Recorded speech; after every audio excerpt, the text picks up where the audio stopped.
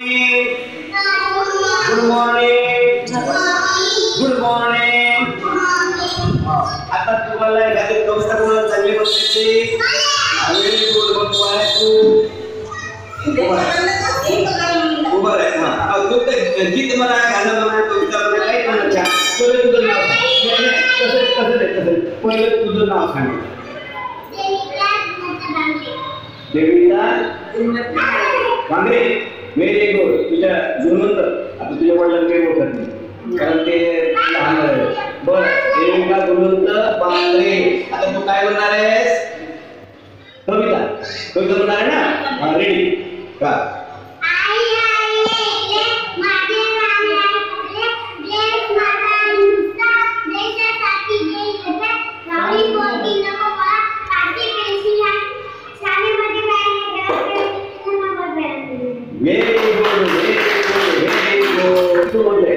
बरं सांगा तुमचं आता पूर्ण परिचय द्या.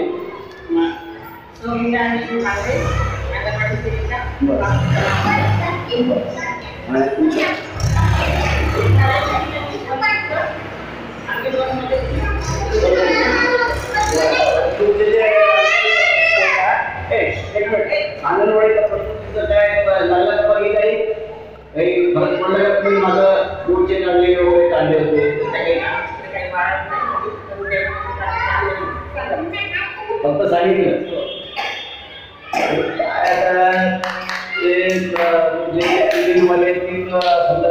प्रयत्न ते कसे करतात प्रयत्न शेवटी आता ते संपर्क संपर्कातून पगाराचे काही अजून नाही पण त्यांचं काही म्हणून असं म्हणलं की त्यांनी संपर्काच्या लोकांना घेतलं तर ते काम करून घेतल्यामुळे त्यामुळे त्यांना पगार द्यायलाच पाहिजे. बरोबर आहे. आणि दुसरी गोष्ट आता हे अंगणवाडीतले मुलांना शिकवणं म्हणजे अगदी कठीण आहे. त्यांना खूप सांभाळावं लागते, त्यांना बोलणं करावं लागते. आणि तसं झालं तर या अंगणवाडी सेविका म्हटलं म्हणून न करता की यांना शिक्षकाला दर्जा द्यायलाच पाहिजे असणार. आणि दुसरी गोष्ट जे प्रायमरीचे समजा शाळा आहे त्याचप्रमाणे तुम्हाला समजा सुविधा मिळाल्या पाहिजे. सुट्ट्या सुद्धा तुम्हाला एकदम मदतनीस घ्यायची अगोदर सुट्टी आहे आणि ही एक खर्च आहे.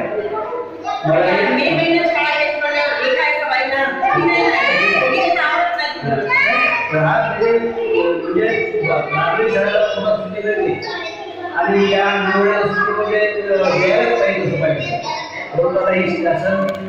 शासनाचे नियम त्याच्यापुढे आपल्याला जाता येत नाही.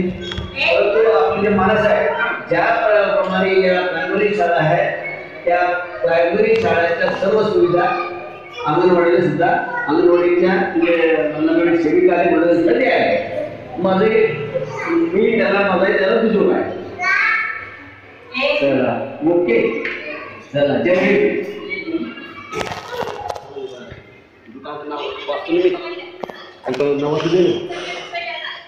हां श्री किराणा दुकान तामशी येथे सर्व प्रकारचे होलसेल मिळतात. काय ताजी दूध पाकिट मिळते, साखर आहे, गूळ आहे, तांदूळ आहे, पुढे तेलची आहे. आणि आता जे इथं बिस्किट आहे काय काय जे आहे ते भेटते इथं.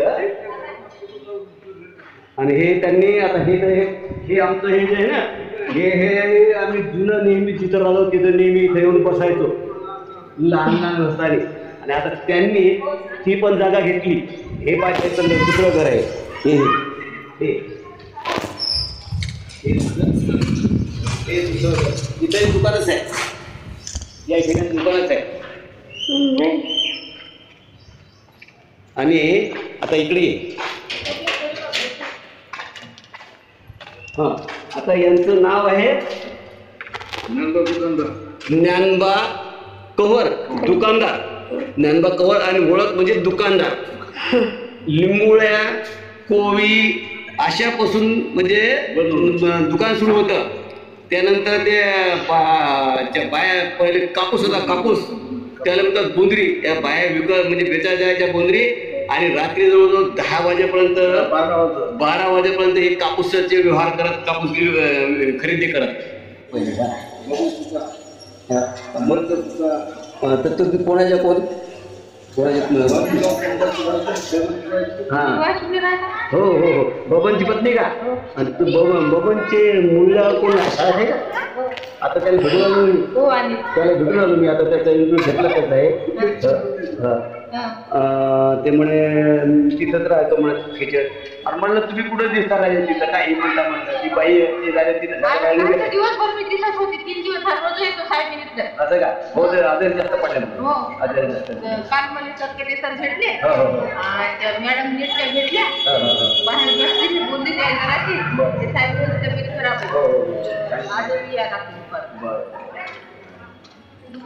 काय वय झालं वय झालं होते. वय झालं गेलंच नाही. तुमचं घर तिथंच आहे. 2 ते 3 दिवसा अगोदर आम्ही बँकेमध्ये भेट झाली. यांच्यासोबत त्यांची पत्नी सुद्धा होती. आणि यांनी मला असा प्रश्न केला की तुम्ही तो चामचीला तर काय भेट आहे नाही कुठे आहे नाही. मी म्हटलं बाबा तिकडलं काही प्रोग्राम असला तर मी येतो. आणि मग 1-2 सावडायचा प्रोग्राम असल्यामुळे तिकडे काय येणं बरोबर वाटलं नाही म्हणून काय मी आलो नाही. परंतु त्याला मी शब्द दिला होता मी आमचीला 1-2 दिवसात येतो आणि त्यावेळेस तुमची निश्चितच भेट घेतो. आणि म्हणून आपण शाळेत प्रोग्राम झाल्याबरोबर आपण पुढेही कळालो. आता नंतर याचे पुढील आपली जी मी राहत होतो तिथेही आपल्याला व्हिडिओ शूटिंग करायची. तर हे आहेत ज्ञानबा दुकानदार.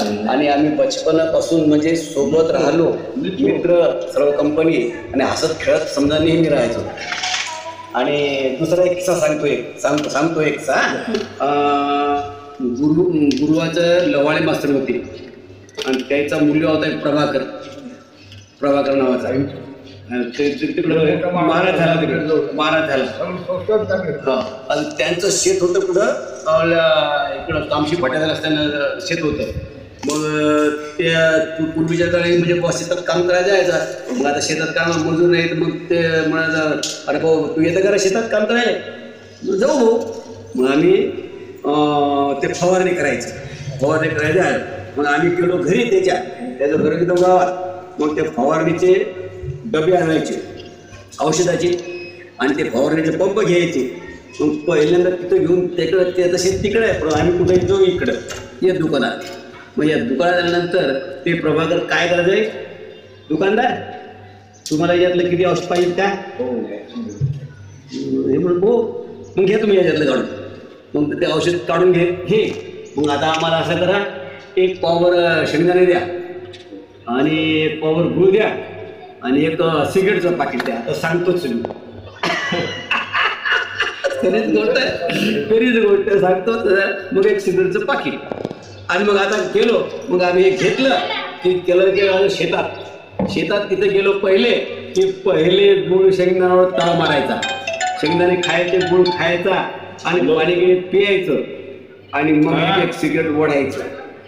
एक ते वेळ ओढले सिगरेट की मग आमचं काम व्हायचं सुरू. जनरली मिक्स करायचं बाटलीमध्ये फवारणी सुरू करायची. ती मशीन पंप मारून ती सुरू करायची आणि मग फवारणी चालू. असं करता 2-4 एकदम फिरून आलं. बस भाऊ गड्या बस इथं बसलो आम्ही. चल पेटवले सिगरेट पुढं बघायचं. आता असं कर आता इतकं आपल्या ओळख झालं ना आता. हो पण आता असं तिथं उचललं आता हे गेले तिकडे पुढं घे तिकडे पुढं हे गेलं तिकडं इथे ओळी सोडून द्यायच्या चालले तिकडं. मास्तर तुला आला अरे काय भाऊ किती हे काय एवढंच फवारलं निघतं हे इथपर्यंत आलो हे तिथून इथपर्यंत आलो. आज नाही ते गृहसभेचा लवाळे मास्तर होता ते हो. तर मग ते मतारा खराब होतं पण ते याला हे बनवलं आहे. आणि मग अरे म्हणलं भाऊ असं काम करता तू बस तू बघा तू नको सांगू म्हणजे काय मरायचं काम करू मरायचं काम करू असं म्हणलं भाऊ मला काय मी मजूर होतो. म्हणले का तू शेत आहे ना नाही ते काय नाही असंच चालते आपलं. भावाच्या पुरीचं झालं ना? सुभाषच्या पुरीचं. हां, तुमचा परिचय मग? सदाशिव मास्तर का? बरं, सदाशिव मास्तर होते ना आम्हाला. सदाशिव मास्तर शिकवलं. पण सदाशिव तिथं त्याचं काय ना, सोपन का काय होतं त्याचं नाव काय? सोपन काय होतं ना चित्रराज? हो, ते चष्मा तिकडे त्याला. बरं, ते सोपान कवरच त्या माझा क्लासमेट. तू तर माझा क्लासमेट, आम्ही दोघं क्लासमेट. बरं, चला घ्या आता, निघू आम्ही. ना चला घ्या आता. तुम्हाला सांगितल्याप्रमाणे तुमच्या भेटीला आलो. बरं माझे मेवणे हरकटी यांच्याकडं शिकले आणि तिथं मला वाटतं शिक्षक म्हणून रिटायर पण झाले. मी दयाबाई बोलत असाल तर मी धम्मदर्शी प्रिन्सिपल NK सावळे, नारायण किसन सावळे. मी 2018 प्रिन्सिपल म्हणून रिटायर झालो जिल्हा परिषद मुंबईला येथून. आणि हे जे मी चित्रीकरण करत आहे की माझा एक जीवनपट तयार करायला मी किंवा तामशी या गावामध्ये 1 ते 8 वर्ष शिकलो आणि विकत लग्नही झालं आणि इथूनच मी नोकरीला सुद्धा लागलो. तर ते शाळाचं चित्रीकरण कुठं राहत होतो, काय करत होतो, कुठं पाणी भरत होतो, कुठं म्हणजे गिल्लीदांडू खेळत होतो, हे सर्व दाखवायचं. कुठं म्हणजे कोणत्या आंब्यावर जायचं, आंब्यावर झाडाचं दाखलदार कसे म्हणजे आमच्यावर धावते ताब्यावर त्या काय डागडुगडी गावून खेळायला लागायचे, आंबे पडतील ना. मग उड्या मारायचो. त्यातल्या एखाद्या पोराला बोंबल्याला लागेल की तिथं लटकून राहायचं, ते बोंबलायचं जोरानं. अरे बाबा दादा मला उतर रे, मला उतर रे. आम्ही पळून जायचं आणि ते तिथे लढायचं. मला तेवढ्या पोरात ते राखणदार काय करणार आहे, उचलून सोडून त्याला सोडून देणार आणि पळून यायचं. असे हे तामशीचं बालपण. तर हे मी बालपण घेत आहोत. आणि एक मी स्वतःचं YouTube चॅनल सुरू केलं, CPNचं चॅनल. त्या चॅनलवर मी टाकतो. म्हणजे कुठेही जर गेलं ते ओपन केलं तर ते मला पाहायला भेटतं. तर हे कवर सर येतं आणि तुमचे जे लहान भाऊ होते बंधू, त्याचं नाव नारायण आहे ना, ते आणि मी एका चौकात सोबतच होतो शिकत होतो. आणि सर प्रिन्सिपल म्हणूनच चौथा चिखली रिटायर झालेले. सरचं आता वय किती आहे सर तुमचं? आता माझं 79 जूनमध्ये 79 जर पूर्ण 79 पूर्ण पार करत आहे. आणि 90पर्यंत 100 गाठू शकतात, कारण त्याची प्रकृती चांगली आहे. म्हणजे कसलेलं म्हणजे शरीर आहे आणि अजूनही ते टाईट आहे. आता माझ्याच बरोबरचे माझे मित्र गेले. तुम्ही राहता कुठे? वाशिमरातून. वाशिमला म्हणजे किसन मास्तर त्या अलीकडे. हो मुलगी तुमची? नाही, ही माझी नात आहे, मुलीची मुलगी आहे. हे त्यांचं नाव आडोळी. चला येऊ समजा. सर्व नवीन बांधकाम केलेलं आहे. हे काय नवीन बांधकाम केलंय. परंतु आम्ही ज्यावेळेस राहत होतो इथं जयभीम जार मामी और लय थकला तुम्ही तर. बरं बरं बरं बरं. मग दवाखाना केला का नाही? लय थकल्याकडे पण तुम्ही लय थकल्या. बरं जाऊ द्या, वयाच्या हिशोबाने चालते. काय वाटतं काय होतं? तुमचा परिचय सांगा पहिले. तुम्ही सांगा आता. हे तुमचं नाव सांगा. दिलीप सरकटे. हा, आमची एक बहीण. तुम्ही तुमची सांगा. मी नारायण किसन सावळे. हे जे घर आहे हे, या घरामध्ये आता आहे का, या घरामध्ये असे एवढी जागा होती. समजा 8 टिनाचं घर होतं हे. 8 टिनाचं घर होतं हे. आणि मग दशरथ सरकटे माझे भाऊ आणि त्यांची आई गिनाबाई माझी मावशी. मग इथं आम्ही राहायचो या घरात. आणि दादाचं घर इकडलं सांगितलं होतं. इकडं बैलाचा कोठा वगैरे राहायचा, काही राहायच्या. आणि मग आम्ही इथं राहायचो. आणि इथं राहत असताना घराच्या पाठीमागं शाळा आहे. घराच्या पाठीमागं शाळा. आणि 1 ते 8 पर्यंत आम्ही इथंच शिकलो. या घरात 8 राहिलो. आणि शिकलोच नाही तर या घरात असताना माझं लग्न सुद्धा इथेच झालं. आणि मग आम्ही शाळेत गेलं की दुपारी इकडे इकडे माझ्याकडे आहे का तिकडे ते नंतर तिला बोला तुम्ही आता माझ्याकडे आहे का हे मी सांगाल ते आहे का तुम्ही आता मग ऐकतं आम्ही शाळेत जायचो दुपारा मधली सुट्टी व्हायची मग माझे मित्र काही वाघळूचे वाकदचे डोंगरदेवी कंपनी हे मग आम्ही इथं इथं यायचो इथं नागोटीला राहायचो